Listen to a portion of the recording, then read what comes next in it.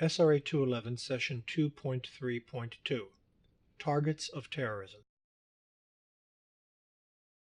In this session, we will have a look at the various types of targets that terrorists' attacks have focused on. We'll also start by looking at the different types of terrorist attacks. Now, as we have seen, as terrorism has evolved over time, there has been this fundamental change with the onset of the mass casualty attack. That being said, in addition to that, there are also different types of terrorist attacks that are more nuanced. For example, terrorists do at times still assassinate specific individuals, military personnel, government leaders, diplomatic personnel. Suicide attacks may be or may not be mass casualty attacks, but it is a common type of terrorist attack. While there is less kidnapping and hostage taking these days, although there is some, it's done more in the context of larger terrorist groups such as Boko Haram in Nigeria, who take a lot of people hostage. There was a time when there were small-scale hostage taking and kidnapping episodes that were more associated with terrorism. Bombing and explosives remain key elements of terrorist attacks, with car bombs or truck bombs being most prominent. Hijacking of vehicles, often aircraft, but could be something else. There have been cases where ships have been hijacked. Weapons of mass destruction, we know that terrorists are actively seeking to acquire and use various types of weapons of mass destruction, and they have in the past. We will take a look at weapons of mass destruction a bit later. And of course, a terrorist attack can include various combinations of the foregoing.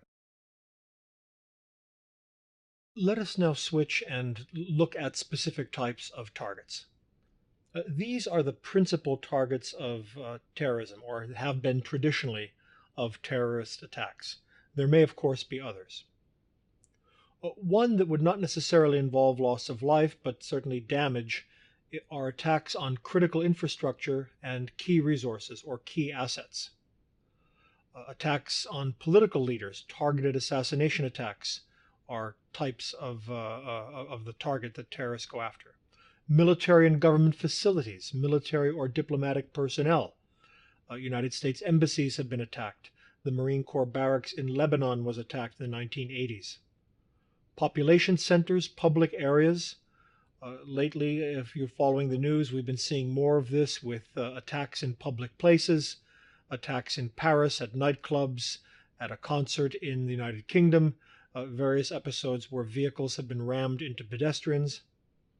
Certainly, international transportation remains a target of terrorism and terrorist attacks.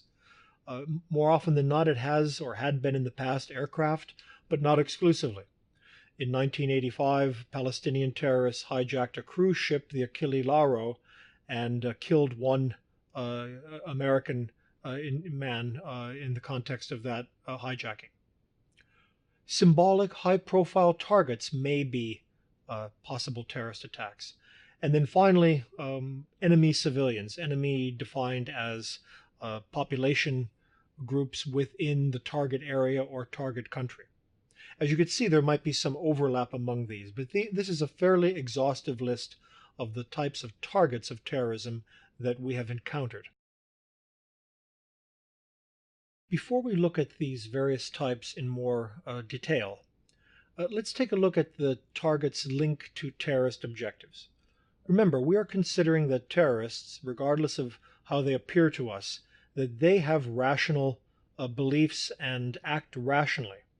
So what types of factors will influence the terrorist choice of targets? Now, it depends on a lot of things. It might depend on the goals of a particular terrorist group. It might, of course, depend on their capabilities. But some of the things that they will look at are psychological or shock factor. And as you can see depicted here, the attacks on the World Trade Center and elsewhere on 9/11 were certainly in that category. The likelihood of media attention that would be generated by an attack is a consideration of terrorists, if in fact they want media attention. Mass casualties, of course, goes with today's more common mass casualty attack, impact sphere of destruction or disruption, symbolic importance, and in the case of an attack on critical infrastructure, remember that a lot of elements of critical infrastructure are interdependent on each other. So an attack on a power station can also shut off a nearby water dam and cause even more damage. So these are some of the things that terrorists consider when they are choosing a certain target. And sadly, as you could probably figure out, the 9/11 attacks on the World Trade Center, the Pentagon, and the plane that went down in Pennsylvania, they check off most of these elements here in terms of the desirability of a terrorist attack. So, given that terrorists will have rational reasons for choosing certain targets, let's take a closer look at some of these targets. We'll begin with the various things that are considered critical infrastructure and key resources. These are all of the things basically that allow a modern society to function. So counterterrorism officials are concerned about possible attacks on all of these. Agriculture and food supply. We really haven't had terrorist attacks of this type in any great number over the years, but people are worried about the possibility of bioterrorism attacks, for example, on food supply, livestock, water supply.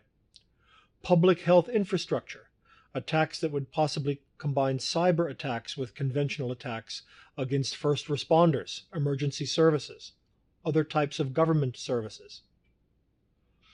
One potential vulnerability is the so-called defense industrial base. While the militaries of most countries, including, of course, the United States, are very well defended and are able to protect themselves, the US military, as do others, rely on outside contractors, private firms, and so on.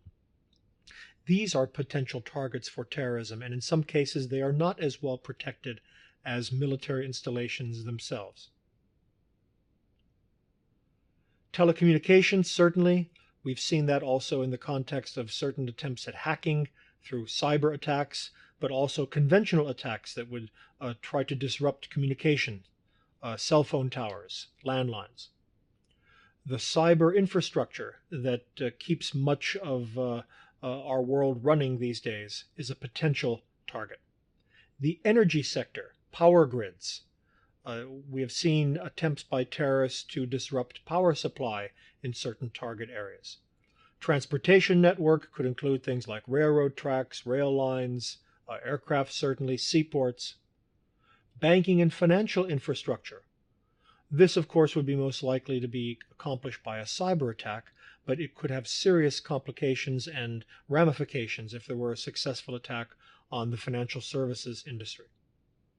And finally, the chemical industry, all of the things that provide fertilizers and various chemicals for industrial and other uses have been considered, it is believed, as targets by terrorists. We'll consider some of these again when we get to the topic of weapons of mass destruction and the topic of cyber terrorism. Targeted assassinations of political leaders have been carried out by terrorist groups over time. Most of these assassinations, of course, are of high-level, high-profile figures. The ones depicted here, Rajiv Gandhi, Prime Minister of India, assassinated Benazir Bhutto, Prime Minister of Pakistan, Aldo Moro in the 1970s, an Italian Prime Minister who was kidnapped and then executed by the Italian Red Brigades. Rafik Hariri was 2 times Prime Minister of Lebanon. Ahmad Shah Massoud on the far right is one that's much overlooked by history. He was an Afghan Mujahideen leader who was very friendly to the United States and was cooperating with the United States. He was assassinated several days before the 9/11 attacks. Going back in history, Tsar Alexander II of Russia was assassinated by an anarchist terrorist group. President William McKinley in 1901 was assassinated by an anarchist who was claiming to have political motivation, so making it look sort of like a terrorist attack. So individual assassinations has been a tool of terrorism over time. The worst case scenario is something that a number of authors and writers on counterterrorism call a decapitating strike. This would be an attack on the political elite, the political leadership, including the military leadership of an entire country. So you can imagine that venues where much of the leadership of the United States is in one place, that these are very well protected and that these would still be desirable targets for terrorism. State of the Union address, joint sessions of Congress, meetings of political leaders at the international level, such as meetings of the ministers and leaders of the NATO nations, and so on. So a decapitating strike means a one-time terrorist attack by means of some powerful force that would kill or incapacitate many leaders of a country or indeed of the world.